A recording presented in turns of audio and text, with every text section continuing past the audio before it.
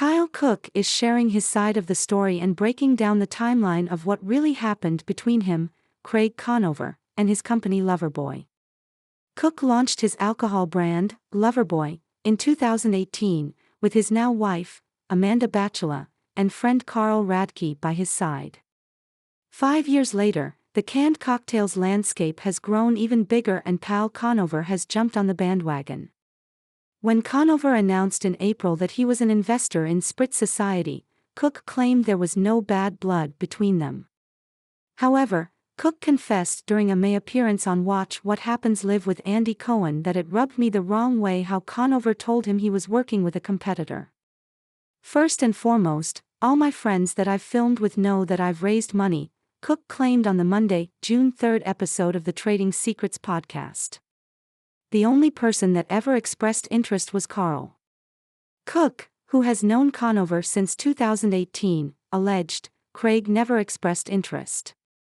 He never once asked to invest in Loverboy.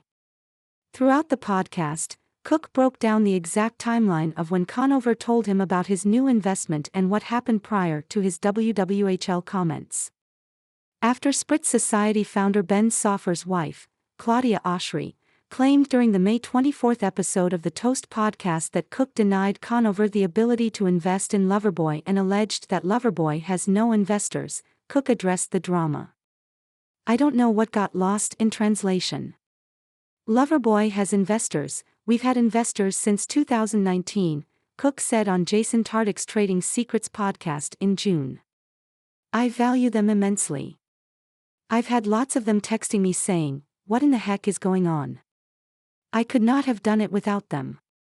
Cooke claimed that Conover was well aware that he was looking for investors and fundraising opportunities when they were in Vermont for Winter House in March 2022. I am not a sole owner. I want to make that very clear, Cooke said on the podcast. We were actually fundraising, I was very vocal about this with my close friends, Craig included, during Winter House Season 2. I was busy raising a round of financing. It's like, this is not a secret. Nearly 2 years after Cooke was fundraising in early 2022, he crossed paths with Soffer, Spritz Society's founder, in New York City. He had met me when we were both at an industry conference in January. And per the timeline his wife laid out, he was already in talks with Craig. Cooke explained as to how he first connected with Soffer, noting the pair agreed to go to dinner the following month. This dinner ended up taking place about 2 weeks before Craig and I got drinks. We're talking like receipts and timelines these days, so dinner was February 7th, Cooke confirmed. I really enjoyed the conversation. The Summer House star recalled Soffer eventually saying, hey, maybe we could collab and like throw a party, kind of cross-pollinate our audiences. While Cooke was entertaining the idea, he learned that Soffer was with Conover the following day and Soffer never mentioned it. I didn't know at this time that him and Craig were talking about a collab, Cooke said, noting, he knows Craig and I are friends. I just wish he was a little more transparent with his intentions.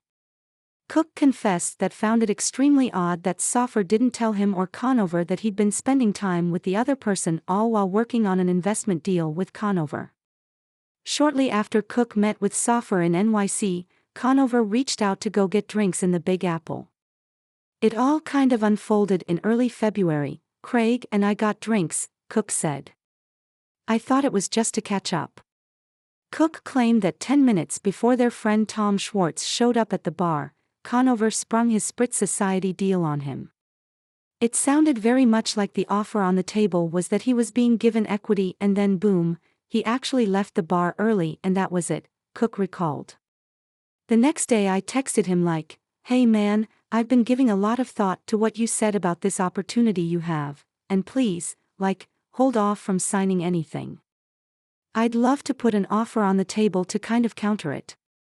Cooke alleged that after some back and forth, Conover told him it was too late for Cooke to counter with a Loverboy offer. I just figured he'd at least give me an opportunity to be like, hear me out, Cooke continued. To be honest, I kind of feared that this would impact our friendship because this has been my blood, sweat, and tears for the last 5 years. Cooke admitted he is sensitive about his company, revealing that while he doesn't need Conover involved in Loverboy, he was surprised by the move to go with Spritz Society. "I just didn't think one of my good friends would go hop in bed with a competitor," he said. "You know, that's it. That was the extent of our conversation." Cooke revealed that after his chat with Conover in February, he chose to keep it to himself and not bring up the news publicly. However, that changed when Andy Cohen asked him about their Loverboy quarrel on WWHL in May.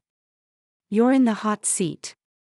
I'll be honest, he caught me off guard," Andy Cohen, Cooke recalled of the talk show appearance.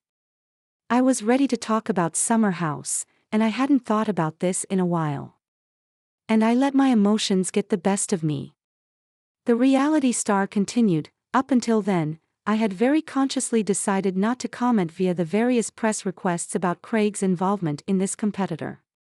I was very much focused on keeping this a private matter." Cooke said that it was not his intention to bring it up when he did. He noted that he is not only friends with Conover but he's close with the Southern Charm star's girlfriend, Paige DeSorbo, as well. "The last thing I'm trying to do is make it awkward for any of us," Cooke shared, adding that he wishes he wasn't so reactionary on WWHL. Cooke stands by what he said to Cohen about Conover but confessed he could have handled it better. He added, "Sometimes I'm right, but it's my delivery and it's my tone and my temper that make me dead wrong. I'm pretty bummed with how everything went down," Cooke told Tartik, explaining that the only choice now is to hopefully not let the career decision interfere with our friendship. Cooke continued, "In all seriousness, I hope to have a chance to talk with Craig. I wanna squash the beef. What's done is done.